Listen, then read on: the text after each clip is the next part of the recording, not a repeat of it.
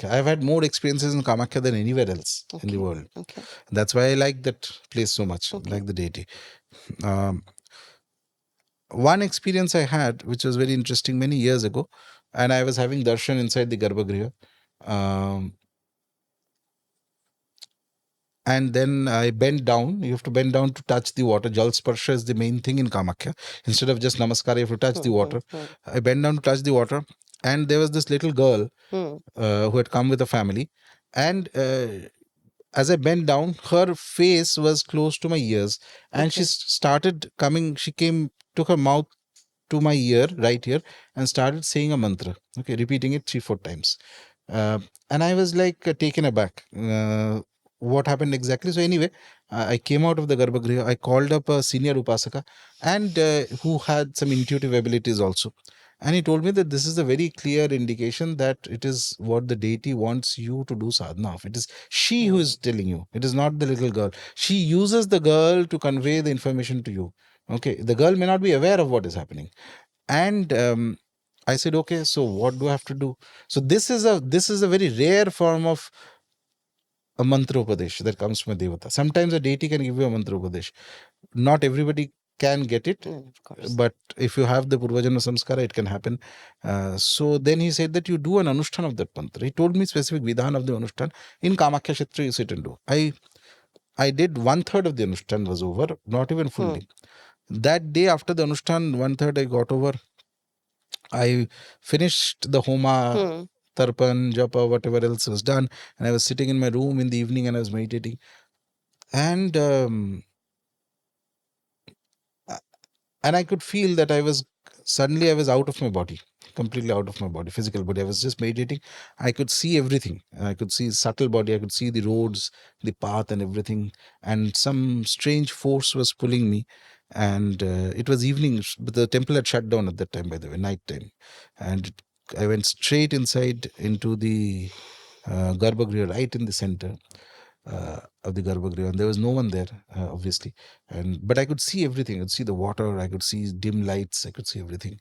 And right in the garbhagriha, there was a presence of a deity sitting down. Okay, I won't describe her, but that was Ma Kamakhya. That was the first time I actually saw her. In her Kameshwari roop? No, or in a specific form. All details I can't tell you, but it was the most powerful experience I've had, because that form is imprinted in my head.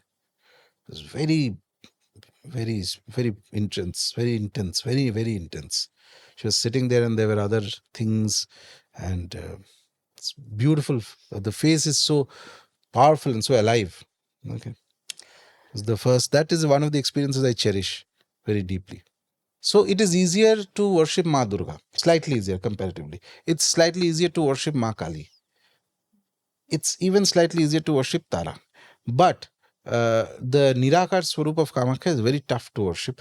It's one thing to say that I'm worshipping, it's another thing to have a positive response. A two-way interaction with the deity is a very different thing. Sabke liye nahi hota hai.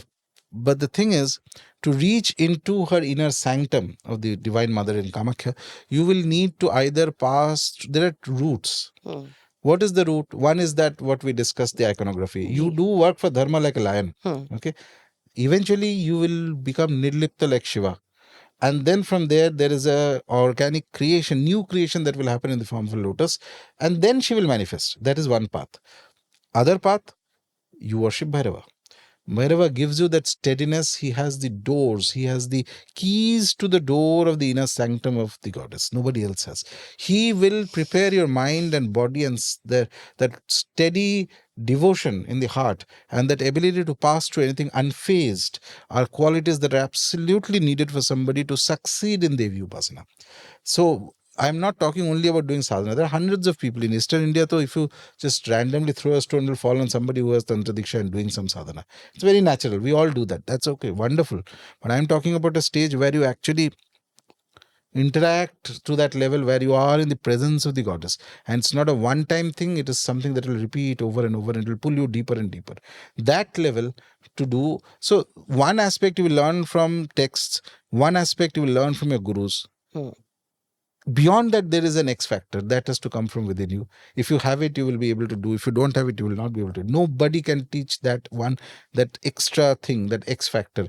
If it is there from your past lives, if it is there within you, if that zeal is there, in spite of everything, what is it that you can do extra that nobody has taught you? Nobody in the world, only you have been self-taught by her grace. Later realize that it is she who has put the thought into your head and told you what to do.